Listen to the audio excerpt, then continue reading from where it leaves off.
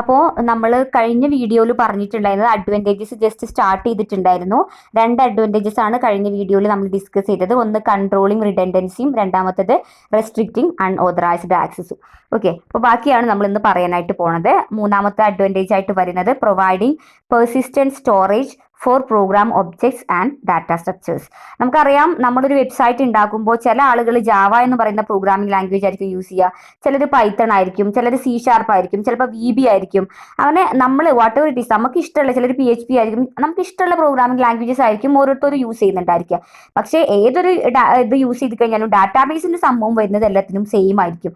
Okay, അങ്ങനെ വരുന്ന സമയത്ത് ഡാറ്റാബേസിൽ ഇതിൽ ഉപയോഗിക്കുന്ന എല്ലാ വേരിയബിൾസിനെയും ഫംഗ്ഷൻസിനെയൊക്കെ സ്റ്റോർ ചെയ്യാനുള്ള സ്റ്റോറേജ് സ്പേസസ്, ഒരു പെർസിസ്റ്റന്റ് സ്റ്റോറേജ് ഉണ്ടായിരിക്കും നമ്മുടെ പ്രോഗ്രാമിലുള്ള എല്ലാ ഒബ്ജക്ട്സിനെയും സ്റ്റോർ ചെയ്യാൻ. ഓക്കെ, നമ്മുടെ പ്രോഗ്രാമിൽ യൂസ് ചെയ്യുന്ന മെത്തേഡുകളെയും വേരിയബിൾസിനെയും ഫംഗ്ഷൻസിനെയും ഒബ്ജക്ട്സിനെയും ഒക്കെ സ്റ്റോർ ചെയ്യാൻ വേണ്ടിയിട്ടുള്ള ഒരു പെർസിസ്റ്റന്റ് സ്റ്റോറേജ് മീഡിയം എല്ലാ ഡാറ്റാബേസിലും ഉണ്ടായിരിക്കും. അതാണ് എന്തെന്ന് പറഞ്ഞാൽ ഈ ഒരു അഡ്വാൻറ്റേജ് എന്ന് പറഞ്ഞിട്ടുണ്ട്. അപ്പൊ നമ്മൾ ഏത് ലാംഗ്വേജ് യൂസ് ചെയ്താലും ഡാറ്റാബേസിന്റെ കാര്യം എന്ത് ചെയ്യുന്നുണ്ട്, ക്ലിയർ ചെയ്യുന്നുണ്ട്. ഓക്കെ, അടുത്തത് providing multiple user interface. Multiple user interface provide ചെയ്യുന്നുണ്ട്. ഫോർ എക്സാമ്പിൾ, എനിക്ക് ഡാറ്റാബേസുമായിട്ട് ഇന്ററാക്ട് ചെയ്യുന്നത് ടെക്സ്റ്റ് വഴിയാണെന്ന് വിചാരിക്കുക. അങ്ങനെയാണെങ്കിൽ അത് ഡാറ്റാബേസ് പ്രൊവൈഡ് ചെയ്യുന്നുണ്ട്. അതല്ല, നമുക്ക് സ്പീക്കപ്പ് വഴിയാണെങ്കിൽ, സംസാരിച്ചിട്ടാണെങ്കിൽ അത് പ്രൊവൈഡ് ചെയ്യുന്നുണ്ട്. അല്ലെങ്കിൽ എന്തെങ്കിലും എക്സ്ട്രാ കമന്റ്സ് വഴിയാണെങ്കിൽ അത് പ്രൊവൈഡ് ചെയ്യുന്നുണ്ട്. അപ്പോൾ ഡിഫറെന്റ് യൂസേഴ്സിന് ഡിഫറെന്റ് ടൈപ്സിലുള്ള ഇന്റർഫേസസ് ഇത് പ്രൊവൈഡ് ചെയ്യുന്നത്. അതാണ് മൾട്ടിപ്പിൾ യൂസർ ഇന്റർഫേസ് എന്ന് പറഞ്ഞാൽ. ഇപ്പോൾ ഫോർ എക്സാമ്പിൾ ഒരു പറയുകയാണെങ്കിൽ, ആപ്ലിക്കേഷൻ പ്രോഗ്രാംസിന് ഉണ്ടാക്കുന്ന ആൾക്കാരുണ്ടല്ലോ, പ്രോഗ്രാമേഴ്സ്, നമ്മൾ ഇതൊക്കെ ഉണ്ടാക്കുന്ന ആളുകൾക്ക് ഡാറ്റാബേസുമായിട്ട് കമ്മ്യൂണിക്കേറ്റ് ചെയ്യാൻ അവർക്ക് ഇഷ്ടമുള്ള മീഡിയം ഇന്റർഫേസ് അവർക്ക് യൂസ് ചെയ്യാം. അതേപോലെ തന്നെ ചില ആളുകൾക്ക് മെനു ഡ്രിവൺ ആയിട്ടായിരിക്കും ഇന്ററാക്ട് ചെയ്യേണ്ടി വരും. അതായത് മെനൂസ്, സബ് മെനൂസ്, അങ്ങനെ ക്ലിക്ക് ചെയ്യുക, ഡ്രാഗ് ചെയ്യുക, അങ്ങനെയൊക്കെ ആയിരിക്കും ചിലപ്പോൾ അവർക്ക് ഡാറ്റാബേസുമായിട്ട് ഇന്ററാക്ട് ചെയ്യേണ്ടതെങ്കിൽ അത് ഇവർ പ്രൊവൈഡ് ചെയ്യുന്നുണ്ട്. അതല്ലെങ്കിൽ ഫോം, നമ്മൾ സാധാരണ കാണാറുള്ള ഫോം ഒക്കെ ഉണ്ടല്ലോ, ഫില്ല് ചെയ്ത് നിങ്ങൾ ഓൺലൈനായിട്ട് കൊടുക്കുന്ന ഫോം, അതുവഴിയായിരിക്കും ചില ആളുകൾക്ക് എന്ത് ചെയ്യേണ്ടി വരിക, ഡാറ്റാബേസുമായിട്ട് ഇന്ററാക്ട് ചെയ്യേണ്ടതെങ്കിൽ അതും ഡാറ്റാബേസ് പ്രൊവൈഡ് ചെയ്യുന്നുണ്ട്. അപ്പോൾ മൾട്ടിപ്പിൾ, നിങ്ങൾക്ക് ഇഷ്ടമുള്ള യൂസേഴ്സിന് ഇഷ്ടമുള്ള, അവർക്ക് കൺവീനിയന്റ് ആയിട്ടുള്ള ഇന്റർഫേസ് അല്ലെങ്കിൽ അവർക്ക് കൺവീനിയന്റ് ആയിട്ടുള്ള മീഡിയം ഏതാണോ അത് ഉപയോഗിച്ചുകൊണ്ട് തന്നെ ഡാറ്റാബേസുമായിട്ട് എന്ത് ചെയ്യാൻ പറ്റും, ഇന്ററാക്ട് ചെയ്യാനായിട്ട് പറ്റും. അപ്പൊ ഗ്രാഫിക്കൽ യൂസർ ഇന്റർഫേസ് ആണ് കേട്ടോ GUI. അതായത് നമ്മൾ അവരുമായിട്ട് ഡാറ്റാബേസുമായിട്ട് ഇന്ററാക്ട് ചെയ്യുന്ന മീഡിയം, അതിനാണ് UI എന്ന് പറയുന്നത്, യൂസർ ഇന്റർഫേസ്. അപ്പോൾ അത് ഗ്രാഫിക്കൽ ആണെങ്കിലും, അതായത് നമുക്ക് മെനു ഡ്രിവൻ, ക്ലിക്ക് ചെയ്യുക, ഡ്രാഗ് ചെയ്യുക, അങ്ങനെയാണെങ്കിൽ അങ്ങനെ പറ്റും. അതല്ല, നമ്മൾ സ്പീക്കപ്പ് ആയിട്ട് പറ്റും, അല്ലെങ്കിൽ ഫോം ബേസ് ആണെങ്കിൽ അങ്ങനെ പറ്റും, കമന്റ്സ് ആണെങ്കിൽ അങ്ങനെ പറ്റും. അപ്പോൾ വാട്ട് എവർ ഇറ്റ് ഈസ്, നമ്മുടെ യൂസേഴ്സിന്റെ കൺവീനിയൻസിനനുസരിച്ച് നമുക്ക് ഇഷ്ടമുള്ള ഇന്റർഫേസസ് വഴി ഡാറ്റാബേസുമായിട്ട് ഇന്ററാക്ട് ചെയ്യാനായിട്ട് പറ്റും. അതാണ് പ്രൊവൈഡിങ് മൾട്ടിപ്പിൾ യൂസർ ഇന്റർഫേസസ് എന്ന് പറഞ്ഞിട്ടുണ്ടെങ്കിൽ. ഓക്കെ, അടുത്തതാണ് representing complex relationships among data.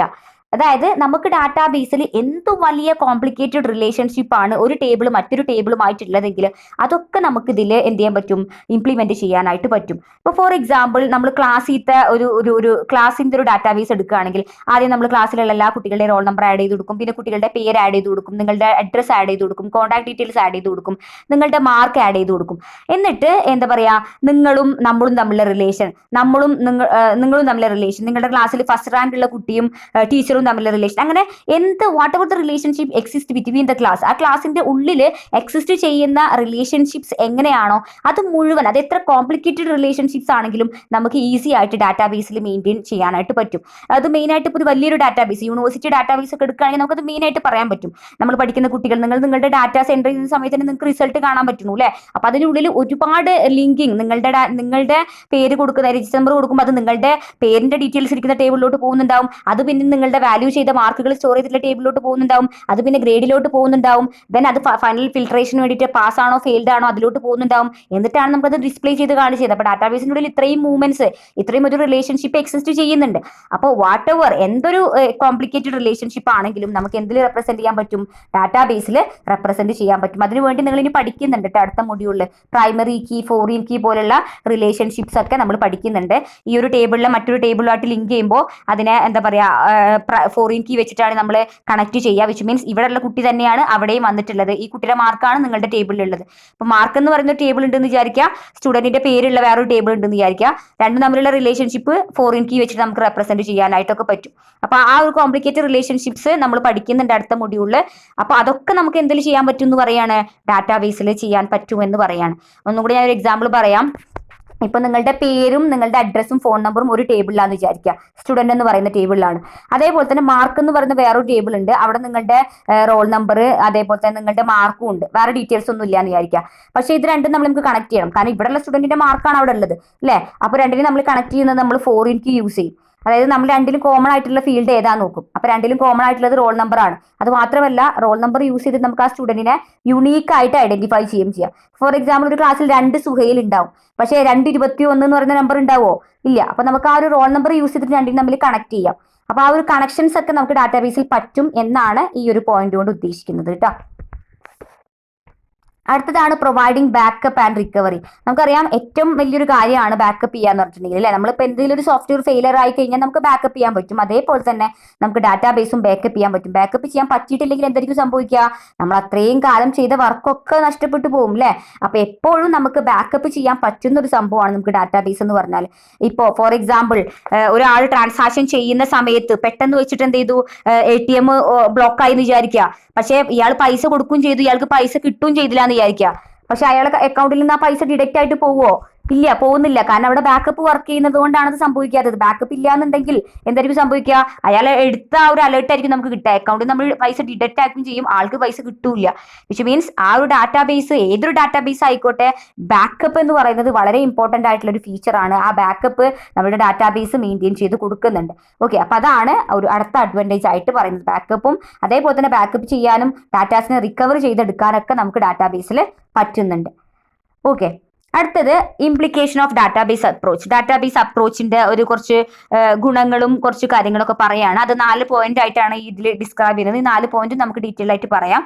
ഒന്നാമത്തേത് potential for enforcing standards, reduced application development time, flexibility, availability of up to date information and economy of sale. ഇത്രയും ആണ് ഇംപ്ലിക്കേഷൻസിൽ പറയുന്നത്. നമുക്ക് ഓരോ ഇംപ്ലിക്കേഷൻസും എന്താണെന്നുള്ളത് ഡീറ്റെയിൽ ആയിട്ട് നോക്കാം. പൊട്ടൻഷ്യൽ ഫോർ എൻഫോഴ്സിംഗ് സ്റ്റാൻഡേർഡ്സ് എന്ന് പറഞ്ഞിട്ടുണ്ടെങ്കിൽ നമുക്കറിയാം, നമ്മൾ സാധാരണ നമ്മളിപ്പോൾ ഈ ഒരു അഡ്വാൻറ്റേജ് പറയുമ്പോൾ നമ്മൾ എപ്പോഴും കമ്പയർ ചെയ്തത് ട്രഡീഷണൽ അപ്രോച്ചുമായിട്ടാണ് കേട്ടോ നിങ്ങൾ കമ്പയർ ചെയ്യേണ്ടത്. അപ്പോൾ ട്രഡീഷണൽ അപ്രോച്ചസ് എന്ന് പറയുന്ന സമയത്ത് നിങ്ങൾക്കറിയാം എന്താണ്, സാധാരണ നമ്മൾ ഫയലിലൊക്കെ എഴുതി, നമ്മൾ പെന്നോടൊക്കെ എഴുതി കോളൊക്കെ വരച്ചിട്ട് എഴുതുകയാണെങ്കിൽ നമുക്ക് അതിനൊരു സ്റ്റാൻഡേർഡ് ഫോമാറ്റ് എന്ന് പറയാൻ പറ്റില്ല. കാരണം അത് നമുക്ക് ഓൺലൈനിൽ അവൈലബിൾ ആണ്. നമ്മുടെ സ്ഥാപനത്തിൽ നമ്മൾ ചെയ്താൽ നമ്മുടെ സ്ഥാപനത്തിലുള്ളവർക്ക് മാത്രമേ അത് ആക്സസ് ചെയ്യാൻ പറ്റുള്ളൂ, നമ്മുടെ സ്ഥാപനത്തിലുള്ളത് മാത്രമേ അത് ഉപയോഗിക്കുള്ളൂ അല്ലെ. വേറൊരു ഡിഫറൻറ്റ് ആയിട്ടുള്ള ഒരു ഹാൻഡ് റൈറ്റിംഗ് ഉള്ള ഒരു വ്യക്തി ലൈബ്രറിന് പകരം വന്നു കഴിഞ്ഞാൽ അയാൾക്ക് ഇത് അണ്ടർസ്റ്റാൻഡ് ചെയ്യാൻ ഭയങ്കര ബുദ്ധിമുട്ടായിരിക്കും. അപ്പോൾ ഇതൊക്കെ നമ്മൾ ജനറലൈസ്ഡ് ആയിട്ട് ഓൺലൈൻ ആക്കുമ്പോഴാണ് ഡാറ്റാബേസ് ആവുന്നത് അല്ലേ. അപ്പോൾ അങ്ങനെ ചെയ്യുന്ന സമയത്ത് നമുക്ക് പൊട്ടൻഷ്യൽ ഫോർ എൻഫോഴ്സിംഗ് സ്റ്റാൻഡേർഡ്സ് എന്ന് പറഞ്ഞാൽ നമുക്ക് ഇതിനുള്ള പെർട്ടിക്കുലർ സ്റ്റാൻഡേർഡ്സ് നമുക്ക് കിട്ടുന്നുണ്ട്. സ്റ്റാൻഡേർഡ്സ് നമുക്ക് കിട്ടുന്നത് എന്താ വെച്ചാൽ നമ്മളിത് ഓൺലൈനിൽ നമ്മളിത് ഹോസ്റ്റ് ചെയ്യുന്ന സമയത്ത് എല്ലാവർക്കും അത് ആക്സസ് ചെയ്യണമെങ്കിൽ നമുക്ക് കുറച്ച് സ്റ്റാൻഡേർഡ്സ് ഒക്കെ നമ്മൾ അപ്രൂവ് ചെയ്യണം, എങ്കിൽ മാത്രമേ നമുക്ക് അത് ചെയ്യാൻ പറ്റുള്ളൂ. ഓക്കെ, അപ്പോൾ അത്തരത്തിലുള്ള സ്റ്റാൻഡേർഡ്സ് ഒക്കെ നമുക്ക് ലാർജ് ഓർഗനൈസേഷൻസിനൊക്കെ ഉണ്ട്. അപ്പോൾ ഉണ്ടാവുമ്പോൾ അതൊരു ആഡഡ് അഡ്വാൻറ്റേജ് ആണ് ട്രഡീഷണലിനെക്കാളും അല്ലേ. നമുക്ക് സ്റ്റാൻഡേർഡ്സ് ഒക്കെ ഉണ്ട്. അപ്പോൾ സ്റ്റാൻഡേർഡ്സ് ഒക്കെ ഉണ്ടാകുമ്പോൾ നമ്മൾ അതിനനുസരിച്ച് നല്ല അക്യുറേറ്റ് ആയിട്ടായിരിക്കും നമ്മുടെ ഡാറ്റാബേസ് മേക്ക് ചെയ്യുന്നുണ്ടായിരിക്കുക. പിന്നെ നമുക്കൊരു ധാരണ ഉണ്ടായിരിക്കും ഇത് ഞാൻ മാത്രമല്ല ലോകത്തിലെ എല്ലാവരും ആക്സസ് ചെയ്യും, അതുകൊണ്ട് തന്നെ ഞാൻ അത്രയും വിജിലന്റ് ആയിട്ട് ഇത് ചെയ്യണം എന്നുള്ള കാര്യങ്ങളൊക്കെ ഉണ്ടായിരിക്കും. അപ്പോൾ അത്രയും ഉണ്ടെങ്കിൽ നമുക്കൊരു സർട്ടിഫിക്കേഷൻസ് ഒക്കെ കിട്ടുമെങ്കിൽ മാത്രമേ നമുക്കത് എല്ലാവർക്കും, പ്രത്യേകിച്ച് ബാങ്കിന്റെ ഒക്കെ ഡാറ്റാബേസിനൊക്കെ ഒരുപാട് സർട്ടിഫിക്കേഷൻസ് ഒക്കെ അവര് എന്താ പറയുക അവർക്ക് കിട്ടേണ്ടതായിട്ടുണ്ട്. ഒരുപാട് NOCs, നോൺ ഒബ്ജക്ഷൻ സർട്ടിഫിക്കറ്റ്സ് ഒക്കെ അവർക്ക് കിട്ടേണ്ടതായിട്ടുണ്ടെങ്കിൽ മാത്രമേ അവർക്കൊരു ബാങ്ക് ആയി കഴിഞ്ഞാൽ അവർക്കൊരു ഡാറ്റാബേസ് ഒക്കെ ഓൺലൈനായിട്ട് മെയിൻറ്റെയിൻ ചെയ്യാനായിട്ട് പറ്റുള്ളൂ. അപ്പോൾ അതാണ് പൊട്ടൻഷ്യൽ ഫോർ എൻഫോഴ്സിംഗ് സ്റ്റാൻഡേർഡ്സ് എന്ന് പറഞ്ഞാൽ.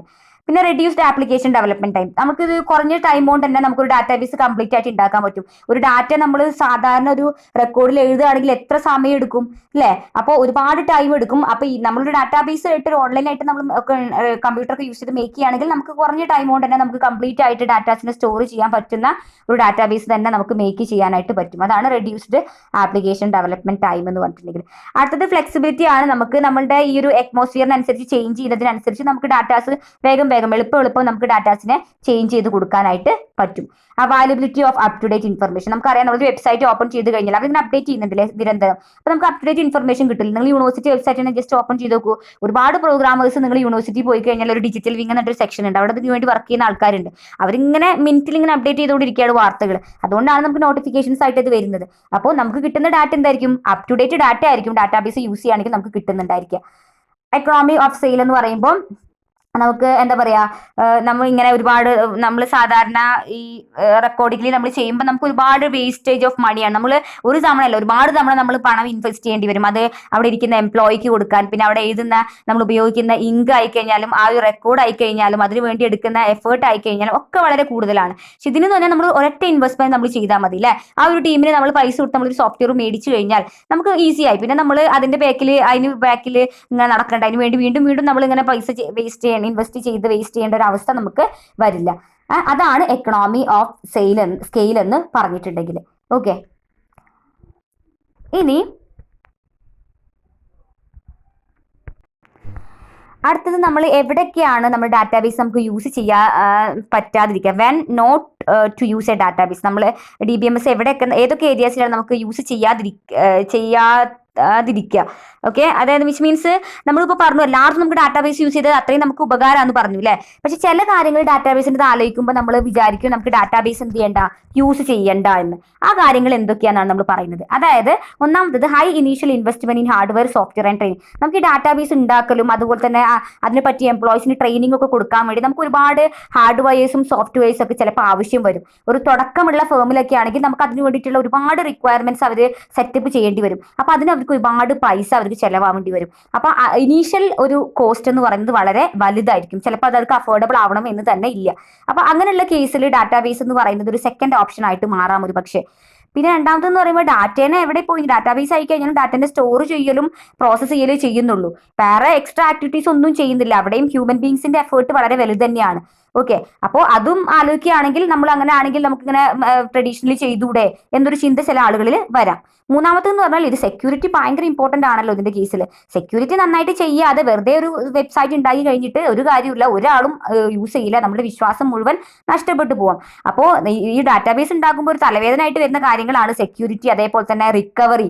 നമുക്ക് റിക്കവറി ചെയ്യാൻ പറ്റുന്നുണ്ടോ ഇല്ലയോ എന്നൊക്കെ നോക്കണം. അല്ലെങ്കിൽ അതുപോലെ തന്നെ കൺകറൻസി, ഒരേ സമയത്ത് ഒരുപാട് ആൾക്കാരാണ് നമ്മുടെ ഡാറ്റാബേസിന് ആക്സസ് ചെയ്യുന്നത് അല്ലേ.